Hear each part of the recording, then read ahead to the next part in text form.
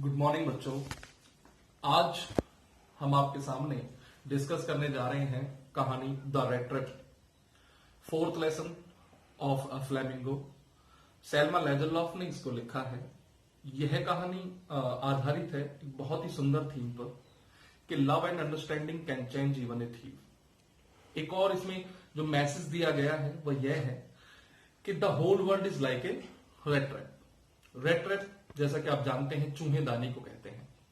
एक वैगाबॉन्ड की कहानी है, एक आवारा घुमक्कड़ जो फैक्ट्रियों से तारें चुराता है और चूहेदानियां बनाता है और गली गली बेचता फिरता है। उसका यह बिजनेस इतना अच्छा नहीं है, वह दो वक्त की रोटी भी नहीं कमा पाता है और घूमता रहता है। हर दरवाजे से निराशा मिलती है।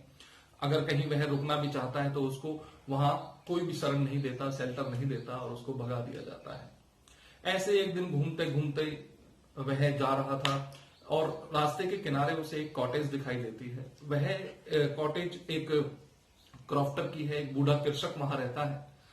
वह उससे पूछता है कि क्या वह वहां रुक सकता है। वह उसको अनुमति दे देता है क्योंकि वह क्रॉफ्टर अकेला है, उसके बीवी बच्चे वहां पर नहीं है और वह अकेला रहता है, इसलिए वह उसको अनुमति भी दे देता है। वह उसको भोजन भी ऑफर करता है और वह उसको बताता है कि किस प्रकार से उसकी गाय उसको सपोर्ट करती है, किस प्रकार से वह उसका दूध सेल करता है और पैसे बचा लेता है। वह उसको अपने 30 क्रोनोर के नोट भी दिखा देता है जो वह उसने एक पाउच में टांक रखे थे एक विंडो के हुक पर।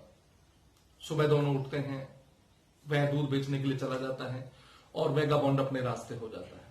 लेकिन आधे घंटे के बाद वापस आता है।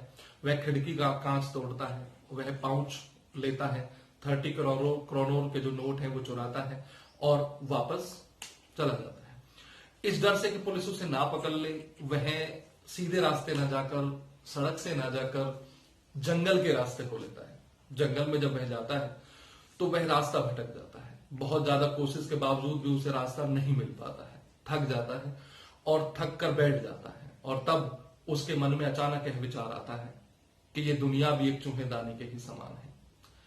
जो भी इसमें शेल्टर है, रिचेस है, जॉयस है, क्लॉथ्स हैं, जितनी भी ये चीजें हैं वो सब एक प्रलोभन है जो इंसान को उसके अंदर एक बार ले आए तो इंसान वापस बाहर नहीं जा सकता। जिस प्रकार से हम चीज के टुकड़े डालते हैं, रोटी के टुकड़े डालते हैं चूहेदानी में और चूहा जब उसको पकड़ने की कोशिश करता है, उसको टच करता है तो वह उसके ऊपर दरवाजा बंद हो जाता है और उसके बाद वह वहां से नहीं निकल पाता है। उसी प्रकार से मनुष्य का लालच, मनुष्य अगर इन प्रलोभनों में आ जाता है तो वह भी संसार रूपी चूहेदानी में फंस जाता है। वह लेट जाता है, अचानक उसे आवाजें सुनाई देती हैं। ये आवाजें ऐसे हैं जैसे कि लोहे को पीटने की आवाजें हों। अंदाजा लगाता है कि यहाँ पर आसपास कहीं आयरन मिल है।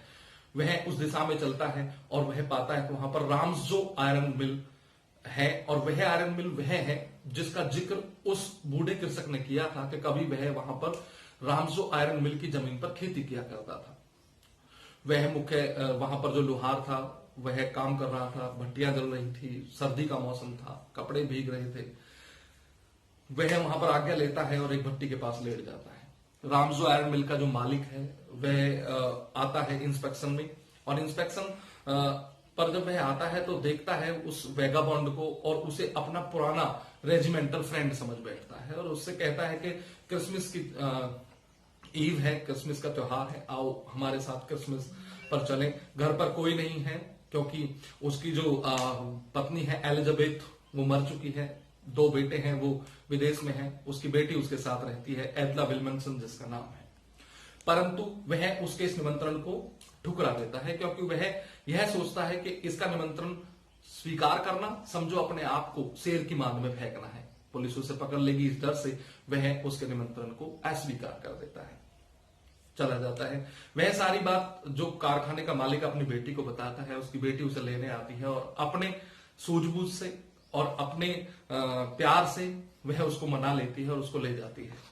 उसको वहां जाकर, घर पर जाकर उसको वॉश नहलाया जाता है, उसकी दाढ़ी को काटा जाता है, उसको क्लीन किया जाता है, साफ सुथरे वस्त्र पहनाए जाते हैं। और जब सुबह में आयरन मास्टर उसको देखता है, कारखाने का मालिक उसको देखता है तो पहचान लेता है कि उससे कोई गलती हो गई, वह उसका मित्र नहीं है। वैसे तो उससे तुरंत उसे जाने को कहता है, लेकिन उसकी बेटी कहती है कि क्रिसमस का त्योहार है और हम इसको यहां से नहीं भगा सकते, ये तो बेचारा गरीब है, इसको हर जगह से भगा दिया जाता है। उसकी बेटी उसके प्रति अपना विश्वास दिखाती है, अपना प्यार दिखाती है, उसको वही रखती है क्रिसमस का त्योहार पे, वह पूरे भोजन का आनंद भी लेता है, वह वस्त्रों को उसे ही दे देती है और कह देती है कि ये आपके लिए उपहार है। और उससे ये भी कहा जाता है कि वह हर वर्ष हमारे साथ आकर क्रिसमस का त्योहार मना सकता है।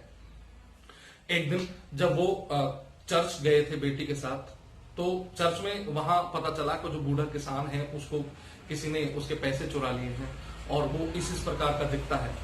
ऐसा तुरंत सोचते ही कारखाने के मालिक ने सोचा कि ये तो वही है जो जिसे हम घर में छोड़ कर आए हैं, चोर को छोड़ कर आए हैं।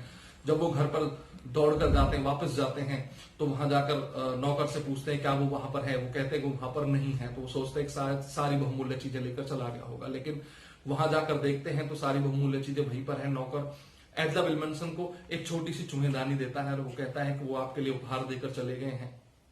वह छोटी सी चूहेदानी में जब उसे ओपन करती है तो उसमें 30 क्रोनोर थे और एक लेटर था, उसमें लिखा हुआ था कि 30 क्रोनोर आप उन्हें लौटा देना बूढ़े के किसान को, और अब मैं इस प्रकार के किसी भी प्रकार का कार्य चोरी नहीं करूंगा, और आपने जो मुझे कैप्टन वॉन स्टेली समझा है मैं वही बनकर दिखाऊंगा और एक अच्छा इंसान बनूंगा, मेहनत करूंगा और आगे बढ़ूंगा। आपने देखा बच्चों कि किस प्रकार से सच्चा प्यार, समझदारी, विश्वास एक चोर को भी परिवर्तित कर देता है। True love and understanding can change even a thief. Thank you.